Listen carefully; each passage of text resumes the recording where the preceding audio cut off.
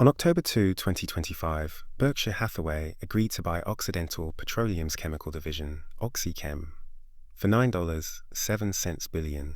On paper, it's a tidy industrial deal.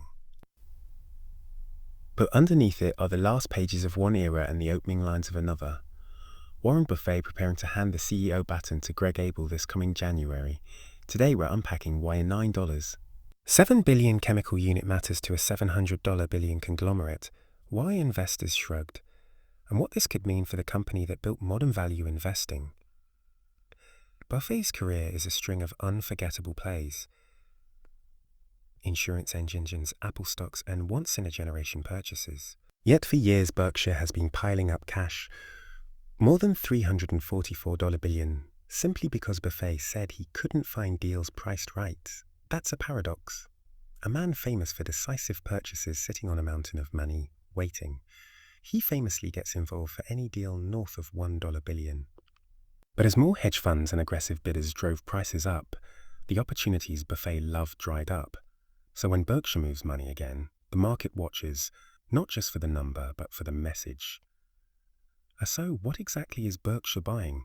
OxyChem, a chemicals maker that produces chlorine for water treatment, vinyl chloride for plastics, and calcium chloride for de-icing roads. Industrial, steady margin, essential. Think of it as the kind of business Buffett calls durable and understandable. It's sizable, but relative to Berkshire's cash, it's small. The deal uses less than 3% of that $344 billion pile. Investors reacted coolly. Berkshire shares ticked down slightly, and Occidental stock fell over 7% on the announcement. Why the muted response? Because the purchase doesn't move the needle on the conglomerate's balance sheet. It's not transformational. It's strategic and symbolic. I noticed something else. Berkshire's public materials about the deal didn't mention Buffett. Instead, Vice Chair Greg Abel is front and center. Buffett will remain chairman. He'll still have influence. But in January, he hands the CEO role to Abel. That's huge. Analysts like Jim Shanahan and Edward Jones said it makes sense to let Abel take the lead on this move. Abel is known to be more hands-on than Buffett. Where Buffett traditionally promised to buy strong businesses and mostly leave them alone, Abel could be the type who nudges companies to collaborate, squeeze synergies out of the portfolio. Is that a break from the Buffett playbook? Maybe. Is it a modernization? Quite possibly. The real question, will Abel keep Berkshire's conservative DNA, or will he add a manager's touch that tightens operations across subsidiaries? This deal doesn't just shape Berkshire, it reshapes Occidental's balance sheet.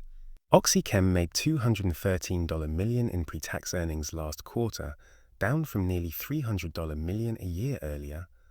Occidental has been selling Permian Basin assets and others since its Crown Rock acquisition in December 2023. Roughly $4 billion of sales to chip away at $7.05 billion of debt. Occidental expects to use $6.05 billion of the Berkshire proceeds to lower debt and target principal debt below $15 billion. A major cleanup, and importantly, Occidental retains all legacy environmental liabilities for OxyChem, a detail investors will watch closely. You remember, Berkshire isn't some random buyer.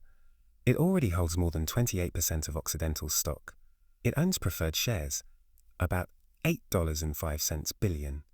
That pay an 8% dividend, and it has warrants to buy 83,911,942.38 more shares at about $59.586 per share. Buffett has said he didn't plan to sell his Occidental stake, and he's occasionally been buying more.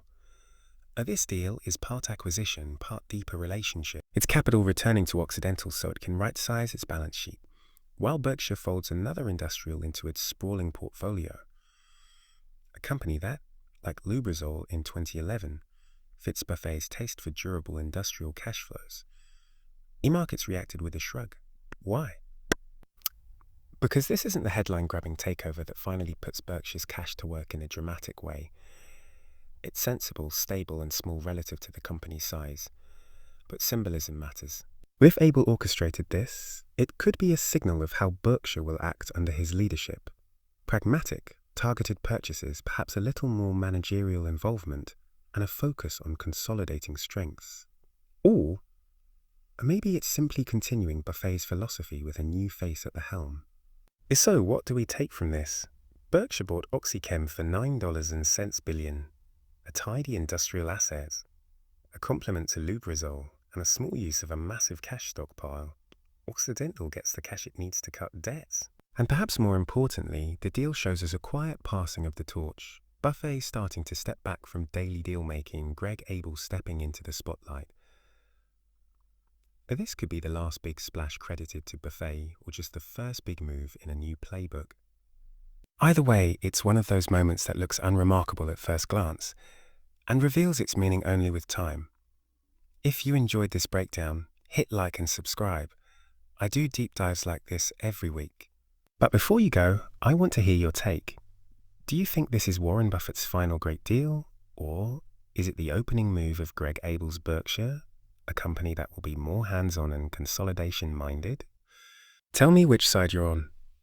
Team Buffett or Team Abel, and give me one specific action you'd make if you were running Berkshire tomorrow.